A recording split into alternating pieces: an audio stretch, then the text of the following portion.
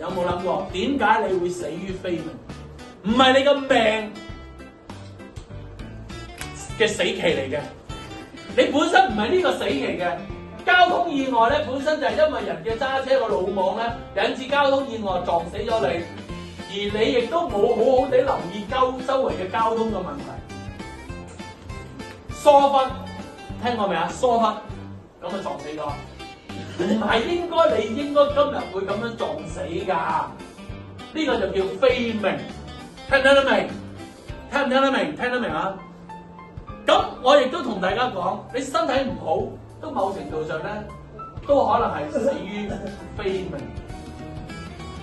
你有健康嘅身體，真係要走，冇辦法。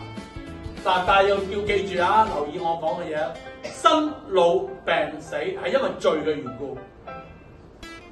棺材咧就唔係老人家嘅專利。你諗下，你抬住 BB 嘅時候，有冇聽過流產呢句説話？胎死腹中啊嘛，都會。你估佢未嚟到呢個世界之前，佢在孕育嘅期間，佢都可能會死嘅喎。咁呢個死亡就唔係淨係老人家之話叫死亡臨到，一個喺度孕育緊之中嘅胎兒都可能會胎死腹中。出咗世你仲更加緊張，跟住又話佢好黃啊，又話要照黃係嘛？嗰啲護士嗰啲醫生一陣間又話要擺個氧氣箱度，啊個爸爸媽媽就好緊張，啊眉頭都皺，跟住出咗世冇幾耐，跟住個醫生話佢有唐氏綜合症，啊你嘅頭都太麻，係咪知啊？啊好多嘢你都好多憂慮㗎啦。原來真係養兒100歲就長憂99，但係要記住啊，原來冥冥中神有主宰嘅。就算一個唐氏綜合症嚟到呢個世界，神都要睇下呢個父母有冇佢個愛。你留意好多父母都好錫自己嘅所謂蠢鈍兒啊，呢個蠢鈍兒就顯示咗俾一啲人睇嗱，神都會透過一啲父母話俾你聽，佢都會不離不棄呢啲人。同樣我哋教會弟兄姊妹都係，我哋嘅生命未到，我哋都會不離不棄。唔通你要好有份量，我先會特別照顧你咩？唔係噶嘛。如果唔係，我個動機係錯。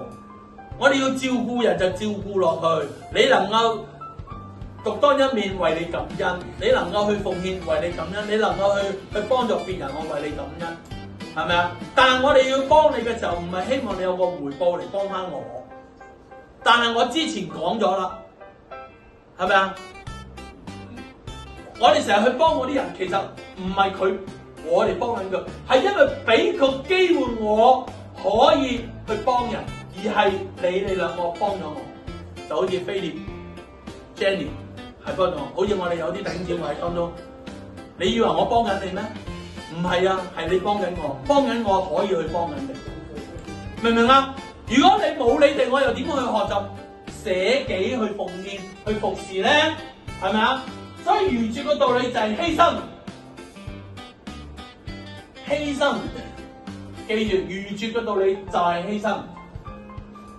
軟弱總比其他人剛強，就係我更加要顯示我就係唔得，我靠著耶穌得。好簡單啫嘛！我小學畢業，我真係小學畢業，我讀書唔多，英文又唔係好叻，學語文就比較生少少啦，就唔係話唔得。即係都係懶嘅啫。事實係啊，你問下你自己就知嘅。好多嘢學啊，你學唔晒。魚與熊掌又難以取捨，學下呢樣又學下呢樣啊，把刀冇把利，咁係自己因為唔專注，係咪啊？五形拳點樣練？講唔講出嗰5下點讀？前擊拳、後擊拳、上勾拳、下勾拳、橫勾拳。啊，調轉咗啦，係下勾拳到上勾拳，跟住橫勾拳。點解我要鼓勵姊妹要經常去？因為佢跟我學拳啊嘛，學功夫。咁如果我哋嘅次序成日都調轉嘅話，你未夠上心。你有冇留意你最有興趣嗰啲嘢？你係好熟㗎。我有個朋友啊，佢中意睇踢波，曼聯咩啊？我唔係好知啊，我最叻知道曼聯啫嘛，或者係咩嗰啲紐卡素嗰啲英國波，或者係世界盃啊咩阿根廷啊英國嗰啲球名、球會名，邊個打邊個會換人，用幾多錢買佢翻嚟，換咗邊個嘅班主？哇！佢咁熟嘅，就係因為佢對呢樣嘢有興趣。如果我哋對神嘅話語有興趣，真係好有心去聽嘅話咧，你嘅生命就不一樣。就算你口袋唔多錢，你都唔會憂慮明天。身體上有咩唔同嘅變化，你都唔會憂慮明天。跟住個個喺度問陣㗎啦，哇！好熱喎，牧師，我冇空調嘅。